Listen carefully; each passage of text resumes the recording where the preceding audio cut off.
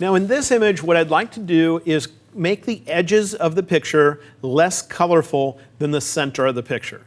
And therefore, your eye might be drawn to the more colorful areas, and therefore drawn to the middle of the image and not the edges. So let's create a brand new action. And I'm going to call this Desaturate Edges. I'll click Record. And in order to get something to only happen in the edges of the picture, I'm going to make a selection. So I'm going to choose the Selection tool. I'm going to click near the upper right, but a little ways away from the edge. And I'm going to drag down here. Then I'll let go. And I'd like the opposite of that, because right now we have the center selected, and I'd like the edge. So I'll go to the Select menu, and I'll choose Inverse. Then I would like the edge of my selection to have a soft edge on it. One way of getting a soft edge is to go to the Select menu and choose Modify, and then choose Feather. The problem with that is there's no preview, so you're really guessing at what number to use. The second method you could use is to go here to Select and Mask, and there's all sorts of settings in Select and Mask, and you could ignore all of them except for this one down here called Feather. And if you brought that up, you should be able to start seeing a softer and softer edge, about like that. And then click OK. So now we have the outer edge of the photograph selected, and it has a soft edge. The next thing I would like to do is create an adjustment layer, and the adjustment layer I'd like to use is called Vibrance.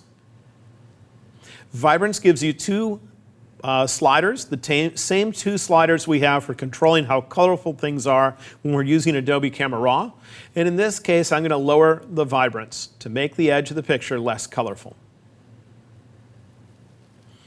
Finally, so I can remember why I have that layer, I'm going to rename the layer. I'll double-click in the layer's name, and I'll just call this Desaturate Edges. And that's all I want this action to do. So now at the bottom of the Actions panel, I'm going to hit the Stop button. And now let's inspect this to see if it's going to be universally applicable. We'll start at the top. Here it says Set Selection. I'm going to open that up, and I see that this selection is measured in pixels. And so that means the top edge of the selection will be 116 pixels below the top of the document. It'll be 136 pixels from the left edge of the document, and the bottom will be this far from the top and the left edge.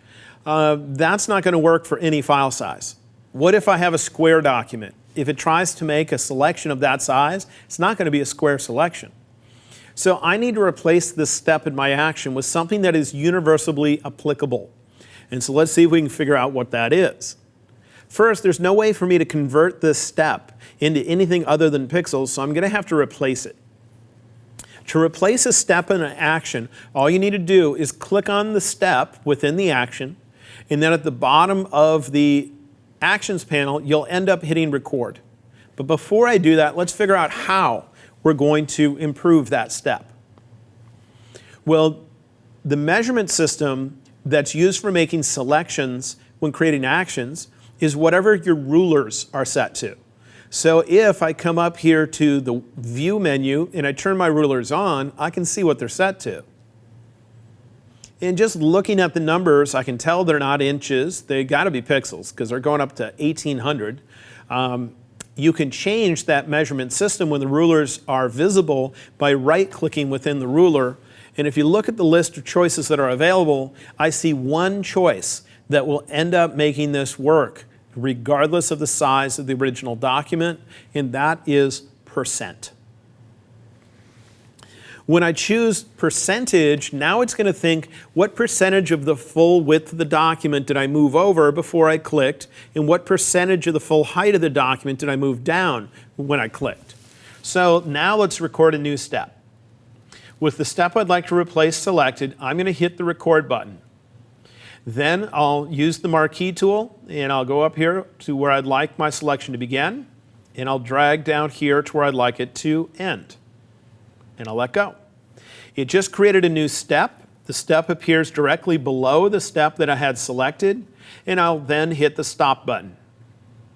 Let's expand that step and see if it's any better. Yeah. Now it means I was 5% below the top edge of the document, and I was 8.2% of the width over. And then here's how far I was over when I ended and how far down and right. So now I'm going to just click on the step that came before that, the one that's measured in pixels, and I'll drag it to the trash can. Then let's look at any of the other steps to see if they'd mess us up. Inverse, that's not specific to the document. Select and mask. Well, the amount of feathering, I might need to be different on each picture. Because if I have a tiny image, let's say I have an image that's only 1 inch wide, and I created this action on an inch that was 30 inches wide, the amount of feathering that I dialed in might need to vary depending on the document.